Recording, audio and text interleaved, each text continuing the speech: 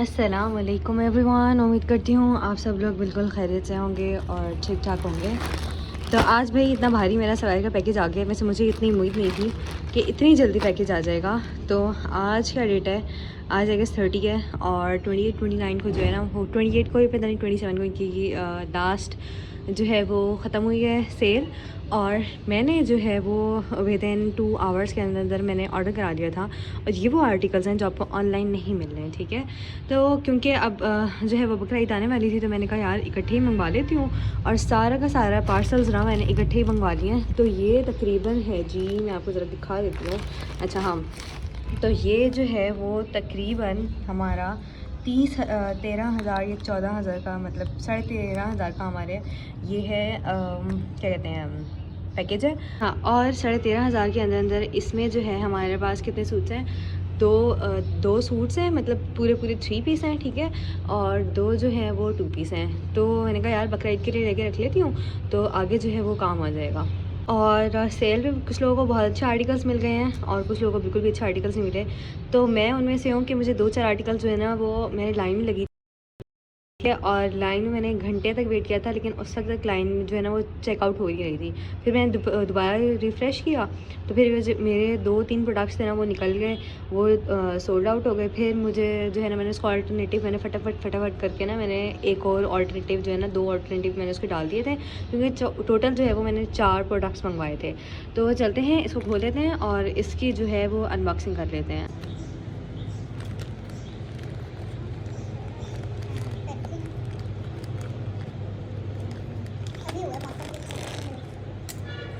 Honestly मैं इस package के लिए बहुत ज़्यादा एक्साइटेड थी। तो चलते हैं, देख लेते हैं कि क्या क्या आया है। तो पहला सूट जो है वो सबसे महंगा वाला सूट आ गया है। पहला सूट जो है वो ये वाला है, 7990, 8,000 इसकी टोटल प्राइस थी। और आई गेस ये मुझे 5,000 में मिला है, ठीक है। पहला सूट ये वाला है। सेकंड सूट देख लेते हैं कौन सा है।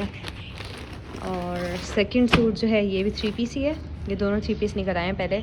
तो इसकी जो टोटल प्राइस थी वो 8490, और ये फ़्लैट 50 में मिला मुझे, ठीक है। ऐसा भी देखें कि सफ़ायर का फ़्लैट 50 में मिल गया और कुछ मेरे से 25 में मिले हैं।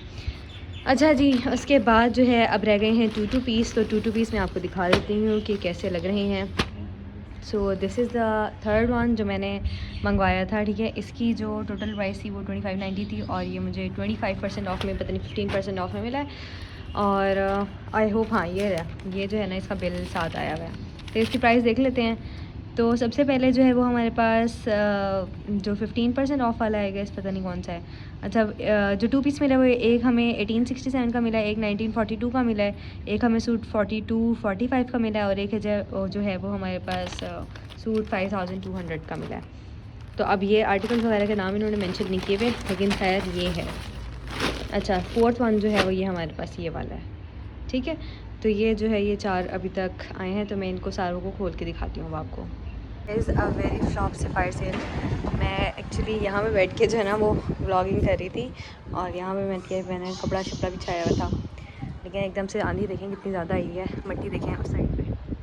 तो मुझे ऐसा डर लग रहा था कि शायद मेरे सारे कपड़े ना उड़ जाएंगे, तो इस वजह से मैंने ना बंद कर दी। अच्छा, अब ये हालात चल रहे हैं, तो मैं सोच रही हूँ आंधी ज़रा थमती है तो फिर मैं आप लोगों को ना दिखाती हूँ। मुझे तो एकदम से डर ही लग गया था कि यार मेरे जो है ना वो सारे के सारे कपड़े जो हैं वो उड़ जाएंगे।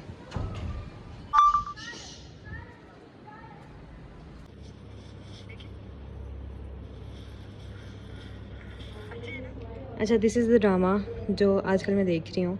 इनफैक्ट देख क्या रही हूँ कि आज ही मैंने स्टार्ट किया है। अब्दुल्लापुर का देवदास, ये मेरी फ्रेंड ने मुझे सजेस्ट किया था। तो कहती कि इसके ना एंड में भी, एंड तक नहीं पता चलता कि इसमें हो क्या रहा है।